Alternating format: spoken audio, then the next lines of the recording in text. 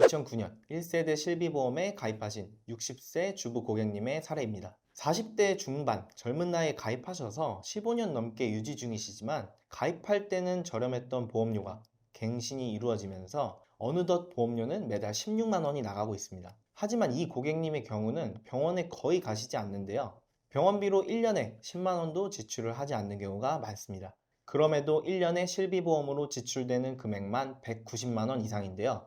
이런 경우라면 어떻게 하는 게 좋을까요? 보험 전문가 정진욱 팀장입니다. 여러분, 실비보험 다들 가입하셨나요? 오늘 말씀드리려는 내용은 늦으면 내년에 나오게 될 5세대 실비에 관한 내용입니다.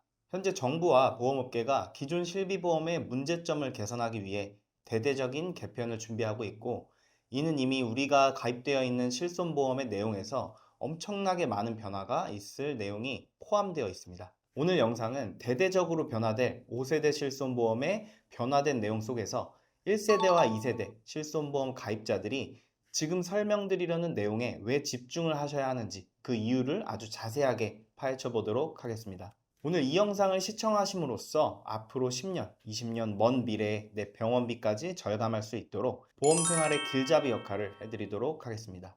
우리는 혹시 모를 질병이나 상해, 기타 사고에 대비하기 위해 매달 적지 않은 보험료를 내고 있습니다. 내가 질병 등으로 또는 상해로 큰일에 처해 있을 때 보험은 경제적인 어려움으로부터 우리 가족을 지켜주는 든든한 버팀목이 되어준다는 믿음이 있을 겁니다. 그런데 막상 보험금을 청구하면 이것저것 내라고 하는 서류들도 너무 많고 심사는 또 굉장히 오래 걸리는 일이 다반사죠. 지급이 거절될 때도 상당히 많습니다. 심지어 이제는 내가 가입한 보험의 약관이 나도 모르는 사이에 변경될 수도 있다고 하니 매번 내용을 숙지하기도 참 어렵고 답답하실 겁니다.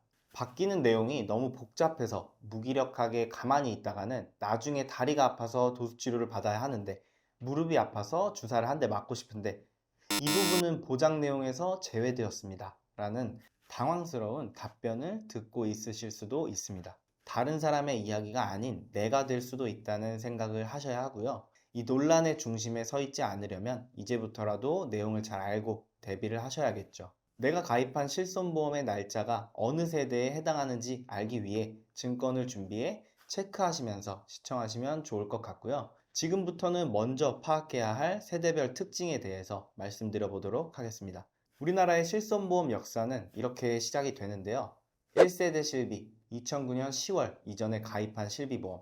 이제는 가입을 하고 싶어도 할 수가 없는 보험이고요. 자기부담금이 통원 시에만 5,000원에 불과하고 치료비의 100%를 다 보장해 주는데 내가 병원에 가서 진료를 받은 거의 대부분의 진료비를 돌려받았던 시절입니다. 그렇다 보니 보험료가 현재는 많이 올랐지만 재가입 주기가 없다 보니 한번 가입하면 평생 좋은 조건으로 유지가 가능합니다. 그래서 값비싼 보험료에도 불구하고 유지하시는 분들이 꽤 있으신 거죠. 그리고 이어서 2세대 실비입니다. 2009년 10월부터 2017년 3월까지 가입하신 분들이 2세대에 해당하시는데요. 그런데 이 2세대가 가장 이슈에 서 있는 이유가 있습니다. 왜냐하면 2013년 4월을 기준으로 아주 극명한 차이가 생기기 때문인데요. 2세대 가입자 중 2013년 4월 이전에 가입하셨다면 1세대처럼 재가입 주기가 없어서 보험료만 감당이 가능하다면 평생 이 조건으로 유지가 가능하기 때문에 이 당시 가입자분들은 큰 문제가 되지 않습니다. 그런데 만약 2013년 4월 이후에 가입을 하셨다면 이야기는 180도 달라질 수 있습니다. 왜? 어떤 이유 때문일까요? 바로 15년 재가입 주기라는 조항이 붙어 있기 때문입니다.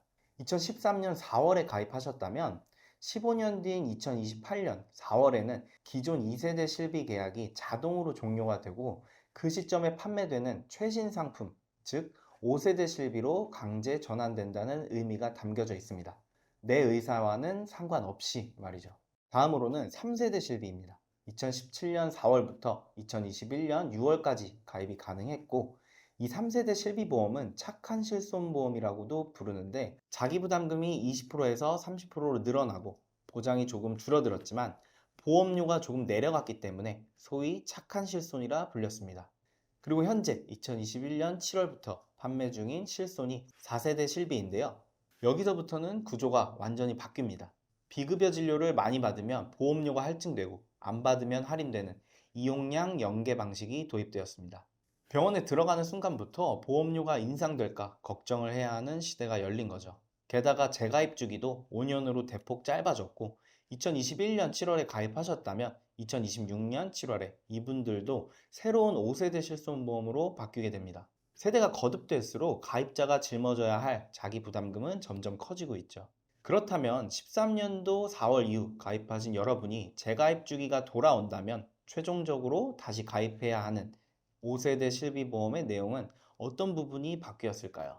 이 5세대 실비보험은 기존의 변화와는 차원이 다른 구조적 혁신을 예고하고 있습니다. 가장 핵심이 되는 내용은 바로 이겁니다. 본 광고는 광고 심의 기준을 준수하였으며 유효기간은 심의일로부터 1년입니다. 질병을 중증과 비중증으로 나눈다. 이 부분이 가장 크게 변화되는 내용인데요. 이 변화가 여러분의 미래에 있을 병원비 지출을 어떻게 바꾸게 될지 모르니 집중해서 잘 봐주셔야 합니다.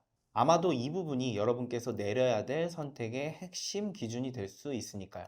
5세대 실비의 구조를 최대한 쉽게 설명드리겠습니다. 암, 뇌혈관 질환, 심장 질환 같은 이런 생명과 직결되는 중대 질환은 기존처럼 보장을 유지한다고 합니다. 급여 항목의 80%를 보장해주는 방식은 그대로 간다는 거겠죠. 하지만 가장 크게 화두로 떠오른 부분은 비중증 질환의 보장 부분입니다. 우리가 평소에 병원을 찾는 대부분의 경우가 아마 여기에 해당될 텐데 감기, 허리 통증, 가벼운 물리치료, 통증 완화를 위한 주사치료 같은 거 말이죠. 여러분들이 알기 쉽게 간단한 예를 한번 들어보겠습니다. 허리가 아파서 비급여 도수치료와 주사치료로 100만 원의 병원비가 나왔다고 가정해 보겠습니다. 현재 2세대 실비 가입자라면 자기부담금이 10만 원, 20만 원 정도만 내면 80에서 90만 원을 돌려받으시겠죠. 하지만 새로 나오는 5세대 실비로 바뀌면 어떻게 될까요? 비중증 외래 진료로 분류되어 자기부담률이 50%까지 적용될 수 있고요. 즉 보험사는 50만 원을 보장해주고 내가 내야 할 병원비는 100만 원 중 50만 원에 달한다는 겁니다. 비중증으로 병원에 자주 가셨던 분들은 10에서 20% 정도만 부담하며 그동안 받아오셨던 치료를 앞으로는 50%를 내가 내면서 받아야 한다는 의미겠죠. 여기에 더해 도수치료, 체외충격파 치료, 증식치료, 근골격치료, 비급여 주사제 등은 일체 보상을 해주지 않는 보험금 미지급 대상으로도 분류가 될 수도 있습니다. 그렇게 되면 병원비 100만 원을 오로지 내가 부담해야 될 가능성이 존재하는 거죠. 이 부분만 보시면 사실상 실비보험을 가입한 이유가 사라지는 수준입니다. 그리고 비급여 특약의 분류와 축소, 더 심각한 건 비중증 비급여의 연간 한도가 5천만 원에서 1천만 원으로 낮아지며 이마저도 사용량이 많아지면 내년에 보험료가 상승할 수도 있다는 점입니다. 도수치료, 체외충격파, 영양주사 등 우리가 흔히 이용하는 대부분의 비급여 치료가 여기에 묶이는데요. 여기에 해당되는 치료를 받으셨다면 그동안 최대 30%의 병원비를 내가 부담을 해야 했지만 부담은 50%로 늘어남과 동시에 병원을 자주 갔다면 다음 연도 보험료마저 할증이 되고 보장은 줄어들었는데 보험료는 할증되는 상황이 발생할 수도 있다는 거죠. 그리고 또 걱정되는 부분이 하나 있는데요. 바로 관리급여라는 개념이 신설되기 때문입니다. 남용 우려가 큰 비급여에 대해 관리급여라는 항목을 신설해서 보장 항목에서 제외시키거나 90%에서 95%의 본인 부담률을 적용한다는 계획입니다. 이 관리급여는 진료비와 진료량, 가격 편차가 크고 증가율이 높은 비급여 항목을 우선 적용하겠다는 건데 여기에 해당되는 진료 항목들 때문에 상당히 걱정하시는 분들이 많은 것 같습니다. 도수치료, 영양주사, 증식치료 등이 포함될 수가 있기 때문이죠. 관리급여가 신설되면 어떤 일이 발생하게 될까요? 예를 들어 내가 도수치료를 받고 있는데 이 치료 항목은 각 병원마다 진료비의 차이가 크고 효과가 미미해 보이는 항목이기 때문에 진료비 20만 원 중에 우리는 1만 원만 보상이 가능합니다. 나머지는 환자분이 부담하셔야 합니다. 이런 상황이 발생할 수도 있다는 겁니다. 사실상 그동안 도수치료나 그 외에 몇 가지 비급여는 정부에서 가격의 통제가 불가능하고 병원마다 가격이 천차만별이라 이러한 치료를 받지 않는 고객들의 불만이 상당히 많았었죠. 난 병원을 잘 안 가는데 보험료가 갱신될 때마다 너무 많이 상승한다. 그래서 그 부분을 개선하기 위해서 나온 정책인데 그동안 보장은 전혀 받지 못했던 분들께서는 내가 보험료를 납부하면서 거의 사용을 안 할 때 다른 사람들이 사용한 것 때문에 보험료가 할증돼서 보험료만 많이 지불을 한 것 같은데 막상 내가 이제 사용하려니 보장을 거의 못 해주거나 보장 항목에서 제외가 되었다. 이렇게 생각한다면 또 강한 불만을 제기할 수도 있는 부분이라고 생각이 듭니다. 오늘 말씀드린 내용을 적용해서 간단한 예시 두 가지만 들어보려고 하는데요. 2009년 1세대 실비보험에 가입하신 60세 주부 고객님의 사례입니다. 40대 중반 젊은 나이에 가입하셔서 15년 넘게 유지 중이시지만 가입할 때는 저렴했던 보험료가 갱신이 이루어지면서 어느덧 보험료는 매달 16만 원이 나가고 있습니다. 하지만 이 고객님의 경우는 병원에 거의 가시지 않는데요. 병원비로 1년에 10만 원도 지출을 하지 않는 경우가 많습니다. 그럼에도 1년에 실비보험으로 지출되는 금액만 190만 원 이상인데요. 이런 경우라면 어떻게 하는 게 좋을까요? 문의를 주셨던 여성 주부 고객님은 너무 건강하셔서 병원에 거의 안 가셨던 고객님인데 이런 분들이라면 1세대 실비의 100% 보장 내용이 정말 불필요하다고 생각이 듭니다. 1년에 보장받는 금액이 10만 원이 되질 않는데 190만 원 이상을 지출하신다는 건 보험을 잘 모르시는 분들이 보시더라도 합리적이지 못하죠. 저는 이 고객님께 4세대 실비로 전환하시는 걸 제안드렸습니다. 물론 선택은 고객님께서 해주시는 거지만 고객님이 알기 쉽게 객관적인 자료를 한번 보여드려 봤는데요. 보험협회에서 운영하는 이 홈페이지에 들어가 보시면 내가 가입한 실비보험을 지금 4세대로 전환하면 향후 몇 년간 기존 보험과 얼마나 금액 차이가 있는지 자세하게 볼 수 있는데요. 이 주부 고객님의 경우는 4세대로 전환할 시 향후 5년간 867만 원의 절감 효과가 있을 것으로 나왔습니다. 물론 병력사항이나 여러가지 조건에 따라서 보험료가 변동되긴 하겠지만 현행 4세대 실비로 전환할 경우 3만 120원이라는 훨씬 더 저렴한 금액으로 가입도 가능했습니다. 여기에 병원을 잘 가시지도 않기 때문에 나중에 비급여 보험료도 할인을 받을 수 있는 조건이었습니다. 다음 고객님의 예시를 한번 볼 텐데요. 방금 전 상담을 드렸던 고객님과는 다르게 만성질환으로 인해 그동안 병원을 자주 방문하셨던 고객님이셨습니다. 47세 남성 고객님이신 이 고객님께서는 2013년도 1월에 재가입 주기가 없는 2세대 실손보험을 가입하셨는데 월 9만 원대의 보험료에 다소 부담을 느끼긴 하셨지만 현장에서 일을 하시는 직업적인 특성상 목 디스크와 허리 디스크 같은 만성 질환을 앓고 있으셨습니다. 그렇기 때문에 병원을 자주 방문하셔서 도수치료나 추나요법, 물리치료 등 도움이 될 만한 치료들은 셀 수 없이 다 받아보셨다고 말씀해 주셨습니다. 이 고객님께서 만약 4세대나 새로 나올 5세대로 전환을 하게 된다면 어떻게 될까요? 도수치료나 체외충격파 같은 비급여 항목은 보장이 큰 폭으로 축소되거나 나중에 관리급여로 빠지면서 보장이 불가능해질 수도 있는 겁니다. 또 자주 병원을 가기 때문에 보험료마저 할증 대상에 포함되어 큰 폭으로 인상될 겁니다. 보장은 축소되고 보험료는 인상되니 이 남성 고객님께는 기존 실비를 유지하는 것을 추천드렸습니다. 실비보험의 세대별 분류와 특징, 그리고 나의 상황과 비교해 볼 수 있는 실제 사례 두 가지를 말씀드렸는데요. 앞선 내용을 듣고 나서도 그럼 나는 어떻게 해야 하지? 하고 망설이시는 분들도 있을 것 같습니다. 그래서 1세대, 2세대 가입자분들이 점검해 보실 수 있는 항목을 간단하게 정리해 보았는데요. 1번 점검 항목은 병원에 자주 가는가입니다. 그렇다는 생각이 드신 분들은 지금 가지고 있으신 보험을 유지하시는 것을 추천드립니다.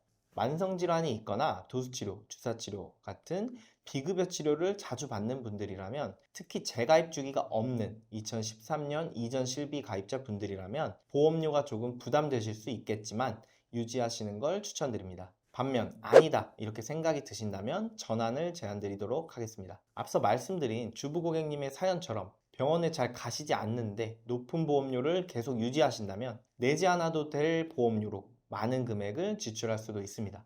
그러니 만약 이러한 상황이 나의 상황과 비슷하다고 생각이 드신다면 전환을 하시는 게 좋습니다. 그리고 앞으로 나올 5세대보다는 4세대가 보장이 좀 더 좋다고 생각되기 때문에 5세대가 출시되기 전에 전환을 하시고 5년 더 유지하시라고 말씀드리고 싶네요. 점검 항목 두 번째는 자동 전환 대상자에 포함되는가인데요. 2013년 4월 이전에 가입하셨더라도 2013년 1월부터 3월 가입자 중에 일부는 전환 대상자가 있을 수 있습니다. 일부 회사들에 한정되어 있긴 하지만 혹시 모르니 내 증권을 꼭 찾아서 그 부분을 확인해 보셔야 하고요. 만약 2013년 1월에 가입하셨는데 전환 대상자로 포함이 되신다면 15년 후 재가입 대상이기 때문에 2028년도 1월에 5세대 실비로 전환되실 겁니다. 그렇기 때문에 미리 4세대로 전환하셔서 보험료는 더 적게 내고 몇 년 정도 더 높은 보장을 받으시다가 나중에 새로 나올 5세대로 갈아타시는 걸 추천드립니다. 오늘 말씀드린 내용은 실비를 언제 가입했는지에 따라 병원을 자주 가는지, 또 현재 보험료를 얼마 내고 있으신지,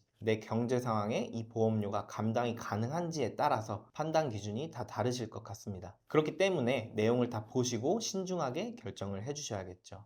자세한 상담을 받아보고 싶은 분이 있으시면 제 상담 신청 링크나 전화를 통해 문의를 주셔도 친절하게 도움을 드리도록 하겠습니다. 도움이 되셨다면 구독과 좋아요도 부탁드리고요. 오늘 준비한 내용은 여기까지입니다. 많은 분들에게 오늘 말씀드릴 내용이 작은 도움이 되었길 바라고요. 만약 미래에 내 건강에 문제가 생긴다면 내가 가입해둔 보험의 보장을 꼼꼼하게 활용하셔야 합니다. 보험은 단순한 계약이 아니라 위험으로부터 여러분을 지켜주는 든든한 안전망입니다. 저는 보험 전문가로서 저를 믿어주신 분들을 위해 가까운 곳에서 항상 함께하도록 하겠습니다. 다음에도 유익한 영상으로 찾아오도록 하겠습니다. 본 광고는 광고 심의 기준을 준수하였으며 유효기간은 시민로부터 1년입니다.